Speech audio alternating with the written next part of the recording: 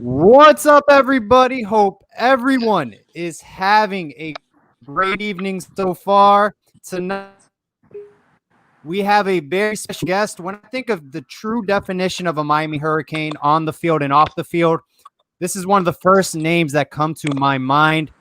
Welcome to the Scoop, Demetrius Jackson. Man, how you doing today, sir? I'm doing good, brother. I'm doing good, man. How you doing? Doing well, Demetrius. Hey, man. What's going on, DJ? What's going DJ, on, brother? introduce yourself in the sense of what you're doing now after your football career has ended. My name is Demetrius Jackson. Many of you may know. Had the opportunity to play football for the Hurricanes. I'm an educator now. I was blessed to win a state championship at my alma mater, Booker T. Washington Senior, as an assistant. As an assistant coach, had the opportunity to coach the number one defensive lineman in the nation, Donnell Harris, who's at Texas A&M. Coach a couple more guys, Tremel Logan, Anthony Huntley. Now I just took the head coaching job, at American Senior. We're building that program up. And as many people know, I was running for state representative, but I put a little pause on that because, I got the head coaching job and I want to get situated into that first. And so, we're gearing up, since I'm getting situated into this, we're gearing up, getting ready to look for, probably a commissioner run next year, which represents Overtown and Liberty City. Yeah, absolutely, Demetrius. And hey, before you came to the University of Miami, you played football there. What was your recruiting story? Kind of why did you choose the University of Miami? Like a lot of people, many people really don't know. Some may know, but some may not. I played ball for 1 year. I've been playing football. I come from a football family, but I was just caught up with basketball. But I, decided to go out there and play like Coach Ice said. Give it one shot. I did. I was out there I think for a couple of days. And I got an offer from Arkansas, FIU, Tennessee, UCLA, then UM offered me. I never forget it. Coach Jethro Franklin called me and asked me, man, hey, he didn't call me, he reached out to me, I think on social media and asked me, hey, why aren't you down here, at these UM camps? I said, Coach, I can't afford that. I can't afford that right now because I wasn't a big camp guy. I wasn't with all that, trying to, So, I went down there to see him, Coach Barrow, Coach Cooley, and Kareem, Kareem Brown, and, talked to Golden, and, before you know it, he offered me that same day he told me to come there. It was during the summer. They haven't even seen me play, play a season yet, and I got an offer from UM. Yeah, man. You mentioned that, man. Obviously, the recruiting going on right now in the past few years. Obviously, it seems like we're decommit you, right? And I think at one point in your time, you decommitted Miami at one point, and I think you had some offers with like West Virginia, Louisville, Arkansas. I think was in your top four. You ended up coming back with us, which we greatly appreciated, obviously, man. But yeah, man, like you said, you were a hoopster, 4-star. Coming out of Booker T, man, and you did great things on the field, man, but you're doing better things off the field now, and we truly appreciate it, especially what you do in the community, man. No, I really appreciate that too. And I did decommit. I think I decommitted like 2 or 3 times. Because I learned that now with a lot of people. A lot of these young guys. And I tell my guys that stop getting caught up with the hype. Stop getting caught up with the hype and what's going on. If hey, if you don't want to go to UM, that's fine. Don't. Every person in the United States wants to go to UM. They may not tell you that, but they want to go to the University of Miami. Everyone, if they have an offer between UM and I'm gonna just say a sidewalk university. That sidewalk university could be any university you want. Most likely they're going to choose UM. Everyone wants to go to UM. Even growing up, hey, UM, that's where you want to go. This way you want to go. This way you want to go. And like I tell a lot of people, and even like a lot of young guys, who I coach, hey, if I don't get injured, Oh, I think his connection dropped. my red shirt, junior year, that process, that knee injury, I really lost the love for the game because Coach Cool, he left, and that was my coach. A lot of people don't understand it. That was my guy. Yeah. He left. He went to Alabama. Another coach came in with a different system. So I'm like, okay, here I am, this older guy. My knee is not 100%, and I have these guys that's pushing me for playing time, Greg Russo, Jonathan Garvin, Joe Jackson. I got these guys that's pushing me. And mind you, Greg gets hurt that year. So I'm like, and a lot of people don't understand, the business of it. We need you to produce now. And if you can't do that now, I don't know what to tell you. And that's what it is. It is what it is. I have no regrets because, God has been good to me, regardless of the situation. I played 1 year ball and was blessed to go to the University of Miami, play at a high level, have a pretty good career, and be blessed to touch a lot of people on and off the field, whether it be community service, whatever it is with Miss Sherelle Jackson, and, get both of my degrees, so I can't complain. Hey man, all it takes is that one opportunity, man. One opportunity, Yeah. you get that one opportunity, you build it from there, and that's exactly what you did. Exactly. Hey, Demetrius, during your time at Miami, was what coach in particular had the biggest influence on you as a young adult growing into a man? Oh, man. To be honest, I'm going to say Kareem Brown. Kareem Brown. Kareem Brown. Kareem Brown, yes. He was there with Jethro Franklin as the assistant. But then when Coach Jet went to Oakland, Kareem went in and became the rush coach. But Kareem, because he actually set me down and told me, hey, man, you need to take this serious. He told me that, I can make money. I can go make some money for myself and for my family. And, he had the biggest, impact, and we still stay in contact, today because he's from the inner city. Played ball at Miami, New Orleans, if I'm not mistaken. And, he had that big influence on my life. And like I said, a lot, not just my life, many of us. Because a lot of people don't know it was different and not trying to be funny. That golden era was totally different. From that little phase of the Scott era when Coach Scott took over for them couple of games and then Coach Rick era. A lot of people don't understand that. Yeah, man. You mentioned you mentioned Kareem Brown as far as him being a former NFL player, having him being related to the inner city. I kind of want to compare that to nowadays. Now we got a guy like Ed Reed who's kind of doing the similar situation, going and talking to these kids in the inner cities and kind of being able to relate to them, kind of in a similar situation that Kareem Brown did with you. I think that's a pretty nice transition. But you mentioned our boy Al Golden, Mr. White button down tie guy. Give me a difference as far as Al Golden, and obviously in 18 you play with Mark Richt as well. Give me a difference between Al Golden and Mark Richt, whether it be like practice, preparation for a football game. What was the main difference between the two? I'm gonna be honest with you.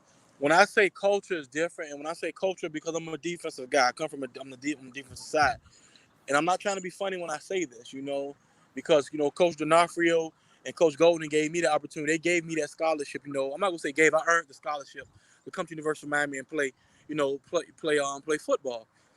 But if he gets rid of Coach D'Onofrio, Coach Golden is still at the University of Miami and winning winning championships, especially with the teams we had, with a Raphael Kirby, a Denzel Perryman, Jermaine Scott, Akudin Muhammad, Duke Johnson. We're winning, and Rick was the same way. Rick was more wild. Rick wasn't finna let anybody come and mess up his show. And I think the loyalty may have hurt Coach Golden at the end. I'm a loyal guy as well, but not when it comes to something so big like that. But preparation, everything was the same. Both of them got their pro guys, got their pro mentality.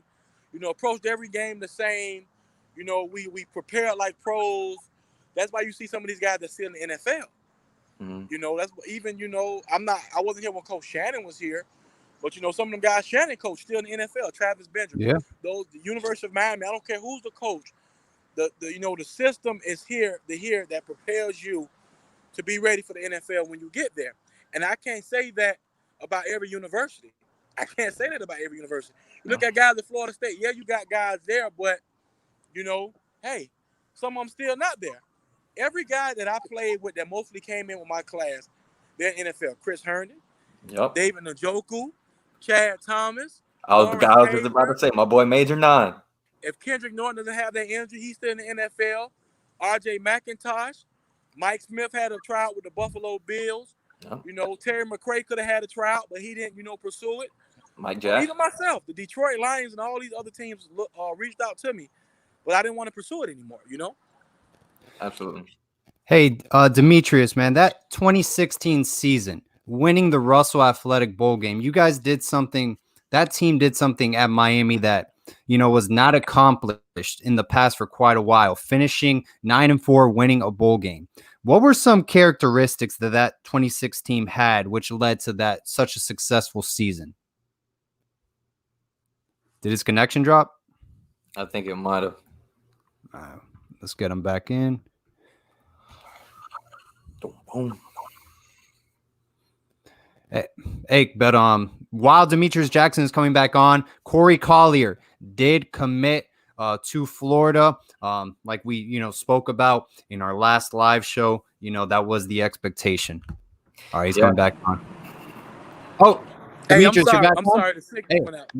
No worries. So regarding, that 2016 season, you guys had a great accomplishment. You won the Russell Athletic Bowl game. You beat a top 25 program in West Virginia. I think you guys even finished in the top 25. What were some characteristics that 2016 team carried that made such an accomplishment that year? Oh man, man, that was our floor. I'm gonna be honest with you. That was our floor because we lost some games we wasn't even supposed to lose that year. That was our floor. I think we lose to Florida State. Should have beat them. Yeah, that was our floor because every year we played Florida State. Only person that single-handedly beat us, was Dalvin Cook. And to be honest, because we beat Duke, we had a lot of trials and tribulation that year. Audie Burns, his mom's passed. Yep. It was just a lot. And a lot of people don't know. That was our floor to 2017. That's what I tell people. And I tell them, I got hurt Virginia Tech game. See, the hurricane hit. We was off. It was a long off time. We was off for a long time. Then we had to play straight through like we were in the pros. And our body wasn't trained, trained for that. Mm-hmm. But a lot of people don't know. But I tell people, listen, if we beat Pitt that last game, I don't care even if we lose to whoever we play in the ACC championship, we still make the playoff because we'd have been the number 1 seed. Because Alabama lost that week, and we were the number 2, team in 2017. But I say 2016 was the floor and the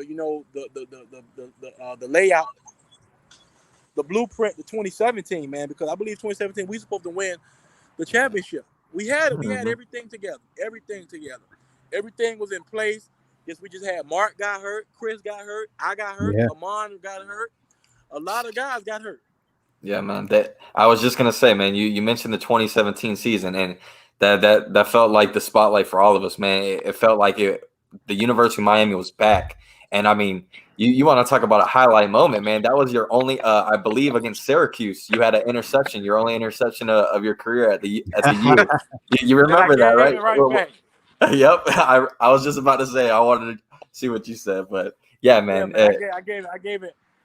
I gave it right back, man. The funny part, they were mad, but we had the type of defense that we knew we were going to go out there and 3 and out them and get them right off the field. That's the type of defense we had. Yeah, man. Manny Diaz, it seems like, I mean, you're a defensive guy, right? You always said you like your D guy. Someone like Manny Diaz, man, what did he bring as far as the defensive aspect? Now obviously he's our head coach. What did he bring in a defensive manner that was just different from someone like D'Onofrio, right? Energy. He brings energy. He brings attitude.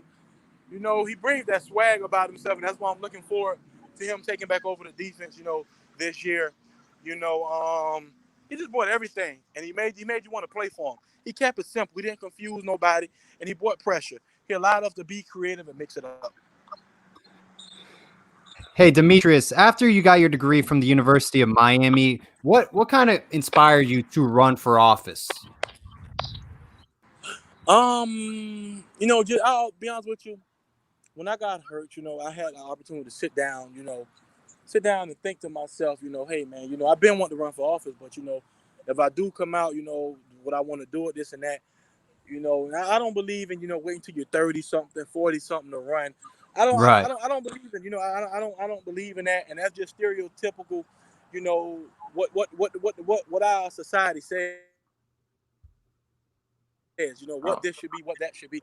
I'm not with all that, but just the love and the passion I have for Overtown, for Liberty City, and Yeah. you don't have to be a resident to see what they're doing in Overtown, Liberty City, and those places, the gentrification. You don't have to be a resident to see what they're doing. You can ride through there and see what they're doing. It's supposed to be an historic place, but I just love the community. I love the people, and why not? Why why not? Why not me?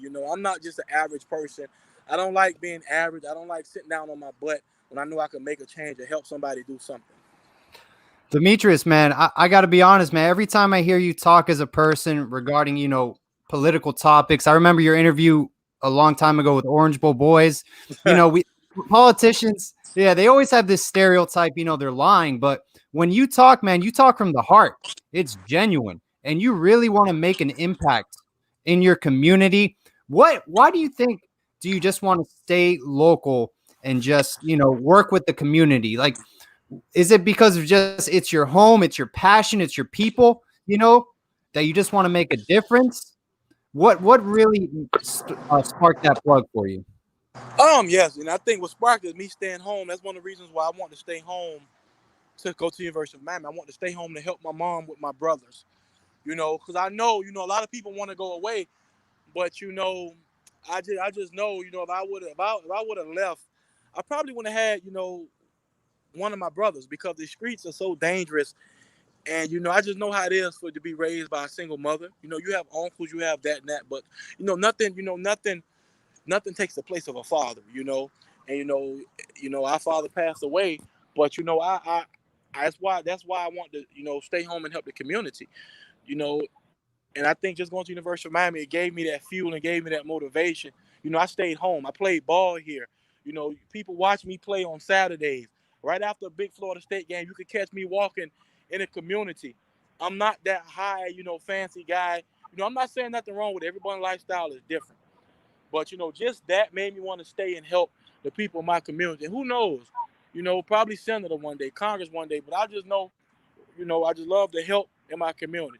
That's why I took the head coaching job at American, to try to change the culture, develop these young men into men, leaders, and still have that hand in my community to where I can run for office where people could be like, oh, that's not just a football coach. He's this, he's Right. that, you know?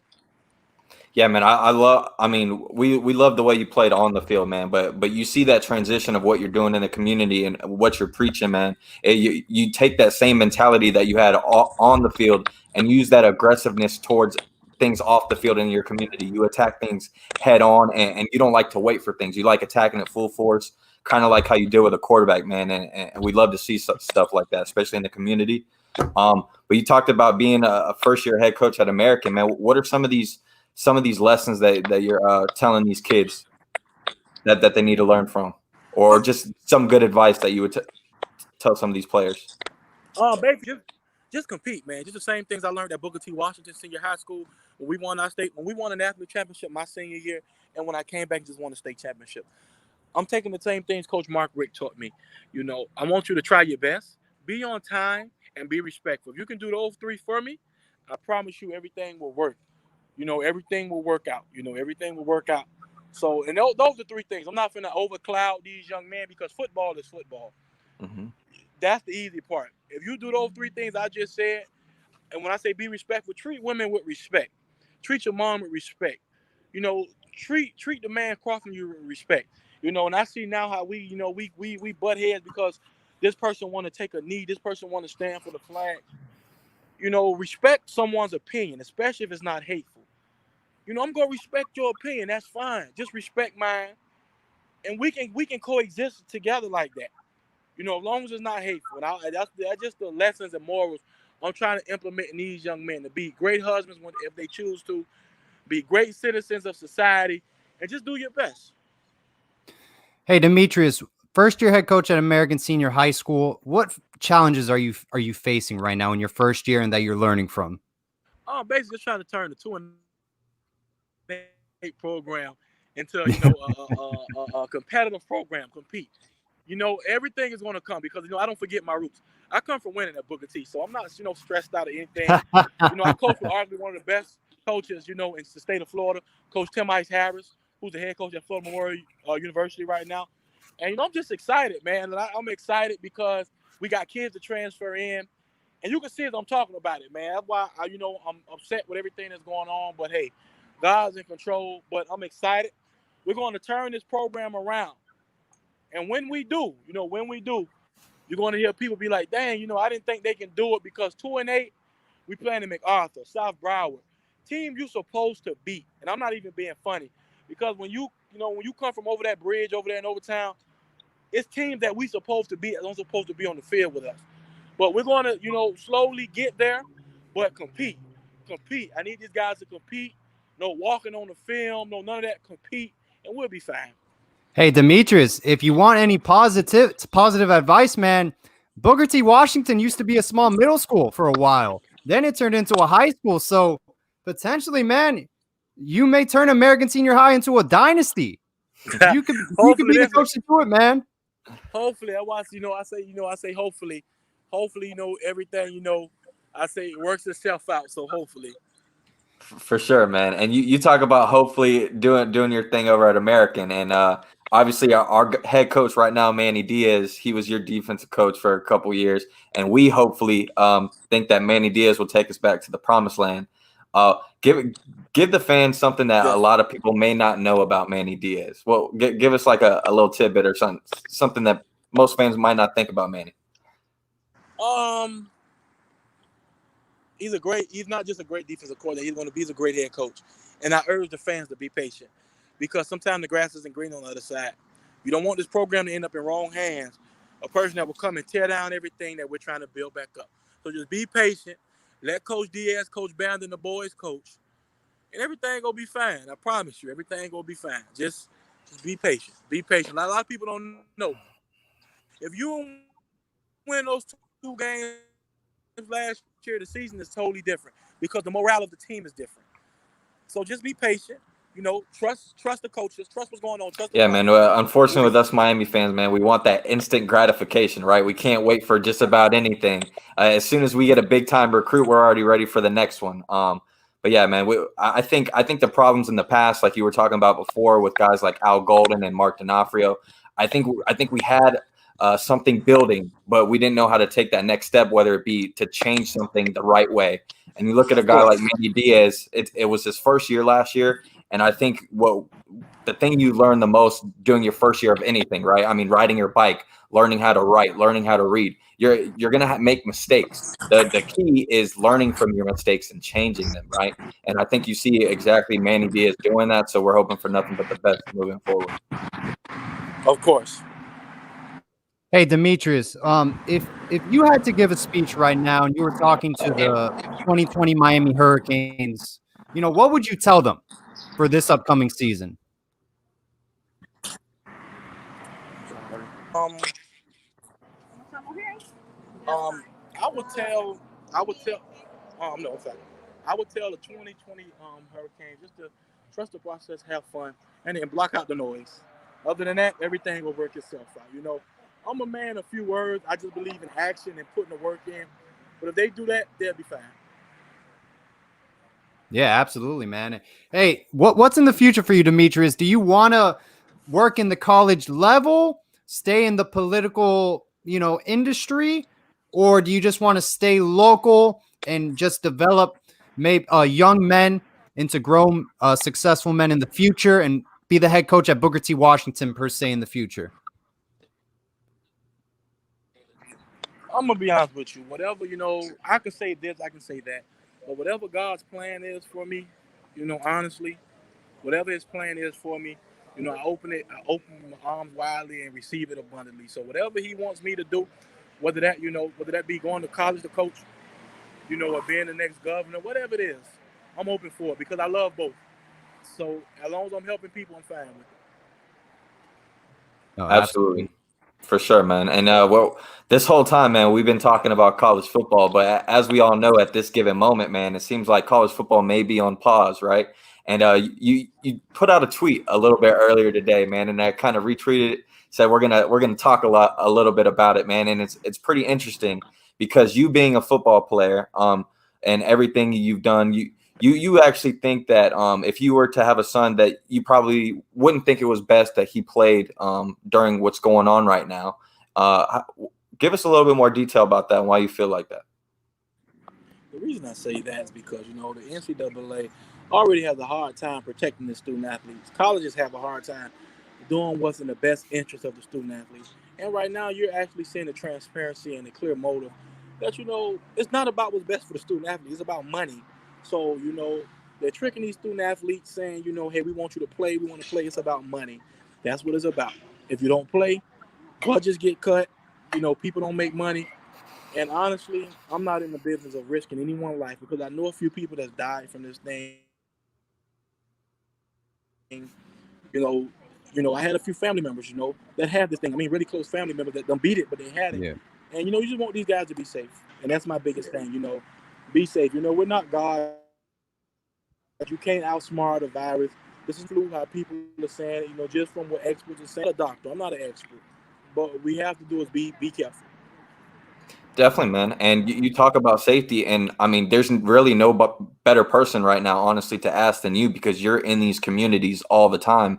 Well, what do you say to the person that's on the opposite end of what you're saying, D? And what if they are thinking that maybe football should be played because maybe some of these student athletes, if they aren't on campus, and they go back to their communities where they're from, they're more at risk of getting sick. What do you think about something like that? Like I said, hey, that may be true, but I'm gonna be honest with you. Who in their community is getting up at 7 in the morning practicing till about 10? Who's doing that in the community? Who's getting up tackling the old man walking to the grocery store in the community? Who's doing that? No one. Who's sharing the same weight room? Who's sharing the same locker room? Who's sharing dorms? No one. So, they can say what they want to say and, try to, like I say, be geniuses and be rocket scientists. But, I'm going to be honest with you. Until the life, and I pray to God that it doesn't in college football, if this virus takes a life, even if a waiver is signed, it's going to be problems. It's going to be problems. I hate to say that. It's going to be a lot of problems. Even, I understand 18-year-old, 17-year-old, I'm young, want to get out there and play. But let's be smart. You don't want to get sick and take something back to your mom. Take something back to your 50-year-old, 60-year-old mom or a little mother, little sister who's battling with, asthma or something. You don't want to do that. So, Hey, Demetrius, before we wrap it up in a little bit, man, what was your favorite memory or favorite moment as a Miami Hurricane? Putting on those pads one last time. Florida State game. We went up to Florida State in Tallahassee, and we beat them with Malik through the pass to Darrell Langham. That was Yep. the best moment. Yeah, huh? Where were you in the sidelines when it happened? Oh, man, I was right there. Sitting on the bench with Chad Thomas, praying. And when he did, I said, yes. I said, we got him. We got him. I was just about to ask you about my boy Chad, man. I love me some hip hop music, man. And Chad, aka Major Nine, man, he's probably one of my favorite artists, man. What was it like growing up with a guy like Chad, man? I mean, he's a very talented guy on and off the field, very funny. I mean, you obviously play with him at Booker T. What was, I mean, and then now at Miami, I mean, what is someone like Chad Thomas like? Oh, man, he's a great brother. He mentored me when I was at Booker T. Great brother, great leader, just great person all around. I'm not going to say this, but a lot of people don't know he donates thousands every year to my turkey drives. Every event, him, Joe Jackson, all these guys donates thousands and thousands of dollars. So, man, Denzel Perry, man, all these guys, Rashawn Jenkins, Gus Edwards, all these guys, they're brothers. It's really a brotherhood. So, man, I really, like I say, man, Chad's a great guy, man. I wish him much success. And Demetrius, I got one last question. 247 Canes, he played a big part in this interview, man. I wanted to ask you, how much joy does it put, in your mind when you see a kid come in, a young kid come in freshman year, and you develop him all the way to senior year, and you see the growth in a young man and the potential for a bright future? It makes me proud. It makes me proud, and I'm like, okay, I did my job as a coach. I did my job as a coach. I helped your parent or parents out. It's a two-way street. We did our job. You don't owe me nothing. The only thing you owe me is go be successful. You don't owe me no money. You don't owe me no shout out. You don't owe me nothing. Go be successful. Go do your thing, because I'm successful. You know, I had the opportunity to go to UM and play ball, earn both of my degrees, run for office, be a head coach, have my own business. You know, so I'm successful. So man, just go be successful, and go get yourself a stepping stone for your future life, your future family. So it just makes me really smile. I'll tell you what, Demetrius, if we had more people in the world like you, man, I think the world would be in a lot better place moving forward, man. Demetrius, thank you so much for your time, man. You truly are the definition of a Miami Hurricane. And no matter what happens, man, moving forward, you're going to be a special individual, man. You really are. You have a bright future ahead of you, Demetrius. No, thank you guys. I really appreciate it, and I hope you guys enjoy your night, and please be safe out there. Yes, sir. You as well, D-Tag, man. You have a great night, bro, and thanks for everything. All right, you too, and thank you again. Appreciate it, man. Yes, sir.